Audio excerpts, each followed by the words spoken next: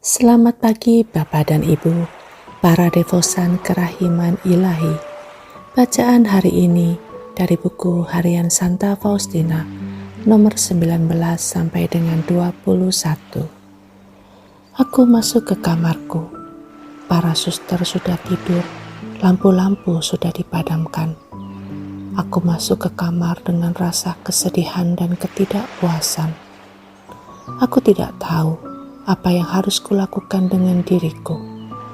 Aku merebahkan diri ke lantai dan mulai berdoa dengan mendesak agar aku boleh mengetahui kehendak Allah. Di mana-mana terjadi keheningan seperti dalam tabernakel. Semua suster sedang beristirahat seperti hosti putih terkumpul dalam piala Yesus. Hanya dari kamarkulah Allah dapat mendengar keluh kesah suatu jiwa. Aku tidak tahu bahwa orang tidak boleh berdoa di kamar sesudah pukul 9 malam tanpa izin.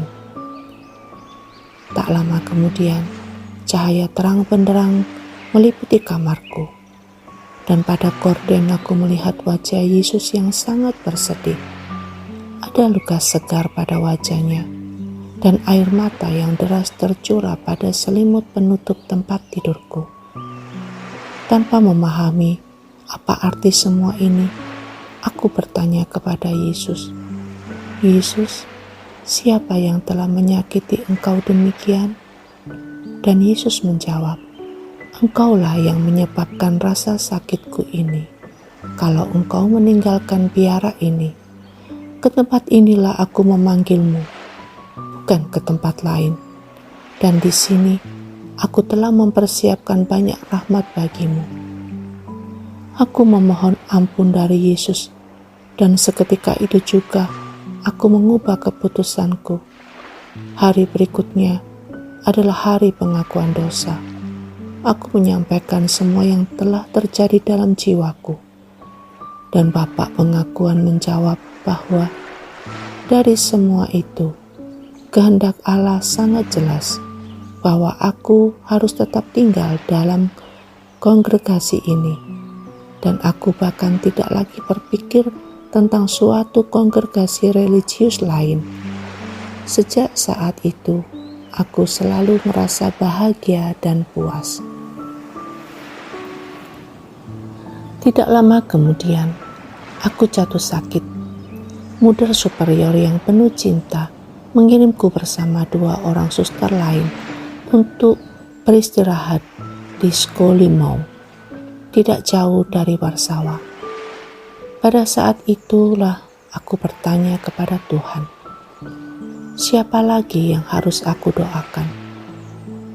Yesus berkata bahwa pada malam berikutnya Ia akan memberitahukan kepadaku siapa yang harus aku doakan. Malam berikutnya, aku melihat malaikat pelindungku yang memerintahkan aku untuk mengikuti Dia. Dalam sekejap, aku berada di tempat berkabut yang penuh dengan api, di mana ada satu himpunan besar jiwa yang sedang menderita. Mereka berdoa dengan amat khusyuk bagi diri mereka sendiri, tetapi tanpa hasil bagi mereka. Hanya kita yang dapat membantu mereka. Nyala yang membakar mereka sama sekali tidak menyentuhku. Malaikat pelindungku tidak meninggalkan aku sesaat pun. Aku menanyakan kepada jiwa-jiwa itu, penderitaan apa yang paling mereka rasakan. Mereka menjawab kepadaku serentak bahwa siksaan yang paling mereka rasakan adalah kerinduan akan Allah.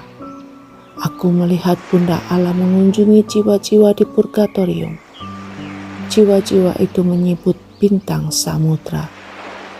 Ia membawa kesegaran bagi mereka. Aku ingin berbicara dengan mereka lebih lama, tetapi malaikat pelindungku memberi isyarat kepadaku untuk pergi. Kami keluar dari penjara yang penuh penderitaan itu.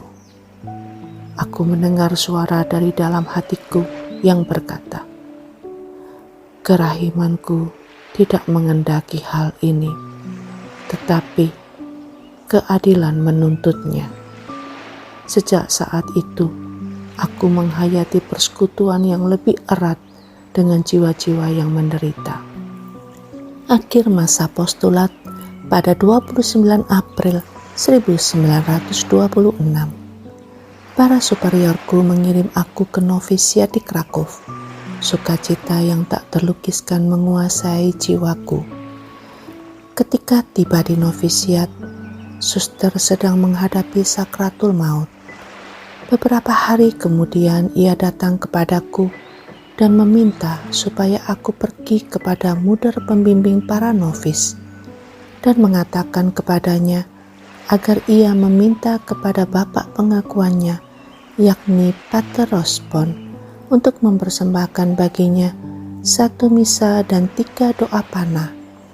Mula-mula aku setuju, tetapi pada hari berikutnya aku memutuskan bahwa aku tidak akan pergi menghadap muder pembimbing, sebab aku tidak yakin apakah ini hanya suatu mimpi atau kenyataan.